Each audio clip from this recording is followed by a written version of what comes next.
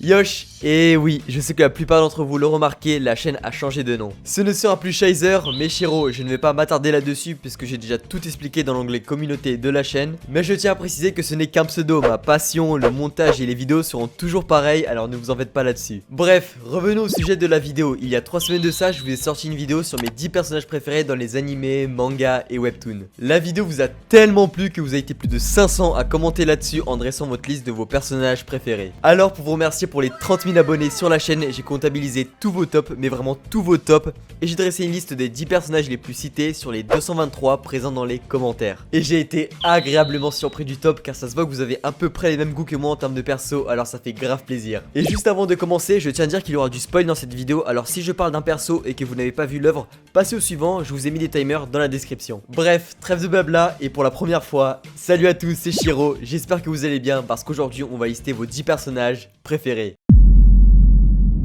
A la 10ème place, vous avez décidé de mettre Lelouch, Lampe Rouge. Personnage principal de Code Geass, il possède un pouvoir extraordinaire, le Geass. En regardant dans les yeux de sa victime, il peut donner n'importe quel ordre mais une seule fois par personne. Il crée par la suite l'ordre des Chevaliers Noirs sous le pseudonyme de Zero pour se venger de la royauté et en particulier de son père qu'il a rejeté. C'est un personnage que j'aime beaucoup aussi et vous l'avez sûrement choisi pour son intelligence et son calme. Il a aussi ce pouvoir monstrueusement cheaté qui en fait rêver plus d'un, mais mieux vaut pas que ça existe dans le monde réel parce que ce serait vraiment la merde. Agir contre son gré, c'est vraiment insupportable. Cependant, il a quand même ce petit défaut d'être un peu trop arrogant et sûr de lui, ce qui lui a valu beaucoup de problèmes dans la suite de l'histoire. Énormément de scènes de lui sont incroyables, mais je pense qu'on est tous d'accord pour dire que la scène finale de Code Geass est la meilleure. Lelouch, qui était devenu enfin le roi de Britannia, mais détesté par la population, a demandé à son ami Suzaku de se déguiser en Zero pour le tuer et ainsi mettre fin à la peur et réunir tous les peuples.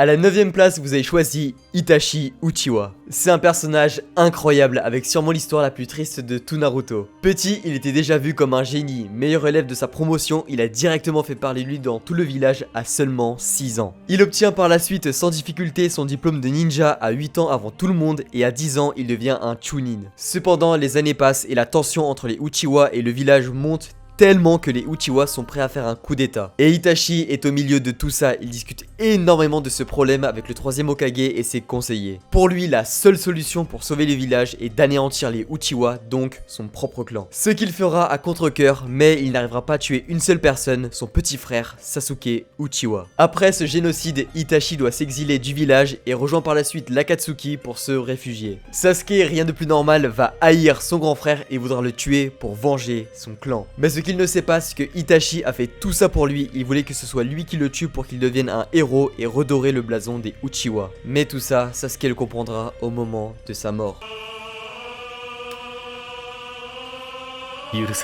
Sasuke.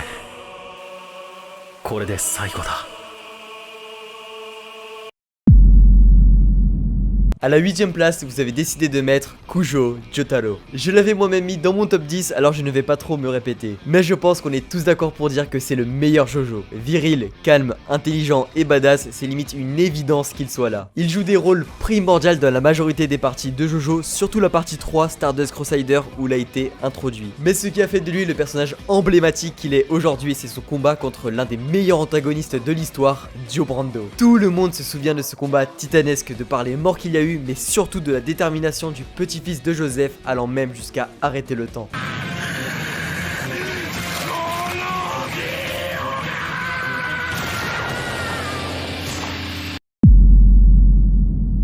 A la 7ème place, vous avez mis Guts. Là les gars, on attaque à un mastodonte de la badassitude, c'est limite lui qui l'a créé. Tout démarre avec les conditions de sa naissance. Extirpé des entrailles de sa mère, morte pendue à un arbre, ça rigole zéro. Il est recueilli par un groupe de mercenaires qu'il avait trouvé et avec eux, il apprendra les bases de l'épée. Mais avec eux, ce n'est pas la joie, il se fait violer, menacé de mort et j'en passe. Et c'est que quelques années plus tard qu'il fera la rencontre de la fameuse Brigade du Faucon et donc de Griffiths. Perdant contre ce dernier, notre Guts international est contraint de les les rejoindre pour les aider à gravir les échelons. Et à eux deux, ils gagnent nombre de batailles, tellement que Guts et Griffiths se font un nom dans tout le royaume. Et Griffiths est donc en première position pour devenir le futur roi, mais en perdant juste avant un duel contre Guts, il défoule sa haine sur la princesse en la dépucelant. Le roi irrité le fait enfermer et le torture. Guts arrive à le libérer, mais son compagnon en piteux état utilise l'œuf du roi conquérant pour devenir un roi démon. Sacrifiant alors tous ses compagnons de la troupe du faucon et violant par la même occasion Casca, l'amant de Guts, devant ses yeux. Moment le plus incroyable de Berserk. Après cela, Guts part en quête d'anéantissement des démons.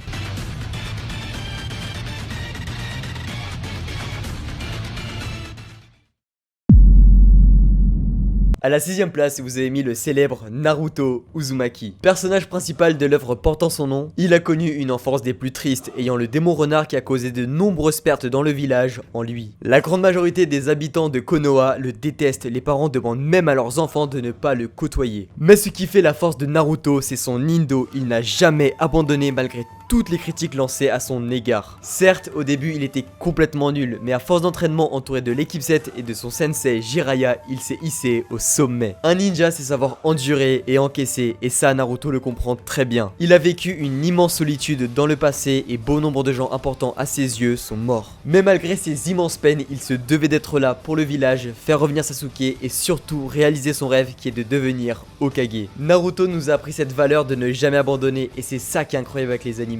Mon moment préféré reste le combat final entre Naruto et Sasuke, clôturant l'œuvre légendaire sur une image magnifique.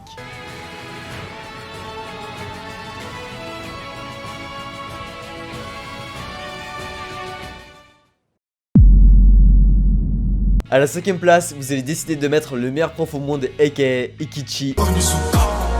Je l'avais moi-même mis dans mon top, alors je comprends totalement pourquoi il est là. C'est le genre de prof qui comprend totalement ses élèves, il veut les aider à s'améliorer, que ce soit sur les notes, mais surtout sur leurs problèmes personnels. Il nous fait tellement rire qu'on ne peut que s'attacher à lui, c'est un mec en or. Pourtant, son passif de Yankee n'était pas le meilleur démarrage, mais sans ça, il ne serait jamais devenu ce qu'il est aujourd'hui. Il n'arrête pas de nous étonner, sous son premier aspect d'imbécile, il est en réalité quelqu'un qui comprend les choses et sait lire entre les lignes. Et justement, comme je l'avais dit dans mon top, selon le point de vue, on pourrait le prendre soit pour un génie, soit pour un imbécile. C'est le TOT, le teacher of all time.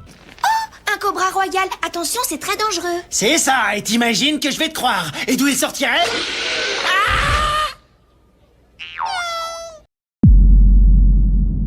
À la 4ème place, vous avez décidé de mettre Yukihira Sohma. Et je suis agréablement surpris qu'il soit là, je ne pensais pas que vous étiez autant à l'apprécier, vous êtes clairement les meilleurs. Sohma est un personnage tellement, mais tellement attachant. Depuis tout petit, il rêve de reprendre le restaurant familial de son père, le Yukihira. Mais pour le surpasser, il doit finir numéro 1 de l'académie Totsuki, école regroupant les meilleurs cuisiniers de sa génération. Ses débuts vont être très remarqués, déjà que c'était le seul à avoir été transféré à partir du lycée. Il a dit devant tous les élèves de l'académie qu'il ne compte pas perdre contre des mecs qui ont appris la cuisine à l'école, alors que lui fait ça depuis des années dans le monde pro et qu'il finira numéro 1. Tout le monde détestait, mais en le voyant gravir les échelons sans réel talent à part son imagination et son expérience, les gens commencent à fermer leur bouche. Et en un an, il réussit à devenir numéro 1 de l'école, un record. Sohma est quelqu'un qui n'arrête pas de rigoler, faire des conneries, mais dès qu'il parle, il assume et c'est ce qu'on aime chez lui.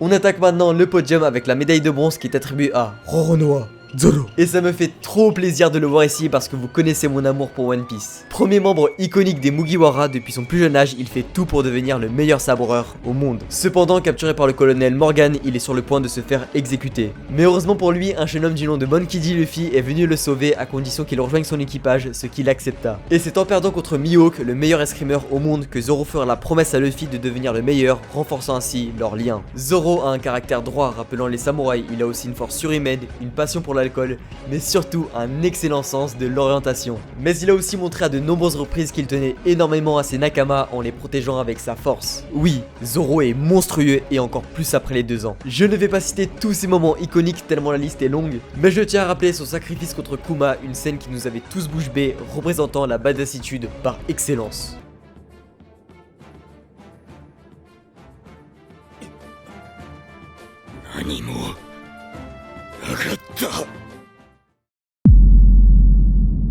La médaille d'argent est attribuée à Sung Jin-woo. Pareil, il était aussi dans mon top 3 et ça ne me surprend pas. Sung est un des petits protégés de la chaîne avec Soma. Car on n'est pas beaucoup à parler de webtoons sur le YouTube francophone, alors c'est quasiment impossible qu'il apparaisse sur le top d'une autre chaîne. Mais rien de plus normal parce que vous faites partie de l'élite de la nation les gens, les meilleurs sont ceux qui ont lu Solo Leveling. Mais bref, parlons brièvement de Sung. C'est aussi et encore la badassitude par excellence qu'on aime voir, mais chez lui c'est surtout son évolution qui fait plaisir. Il est passé du petit gringalet dont tout le monde rigolait à, comme je l'appelle, le fucking Korean Monster. Il a un flow tellement puissant. Mais plus il évolue, plus sa mentalité change aussi. Il commence à montrer petit à petit des signes d'inintéressance comme Saitama, car il est difficile de trouver un adversaire à sa mesure. Donc j'ai hâte que la saison 2 du webtoon sorte pour voir comment ça va évoluer.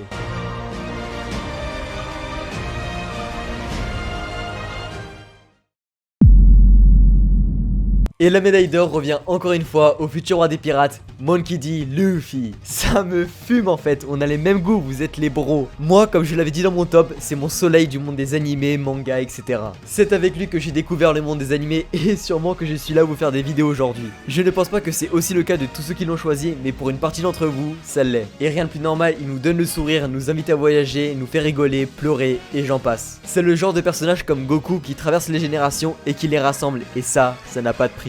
Même les gens qui ne sont pas intéressés à l'univers des mangas connaissent Luffy, c'est clairement le GOAT. Franchement, c'est le personnage qui nous fait rêver. Certes, il n'a pas le background hyper développé comme la plupart des héros, mais on ne peut nier son influence chez les gens dans le monde. Lady,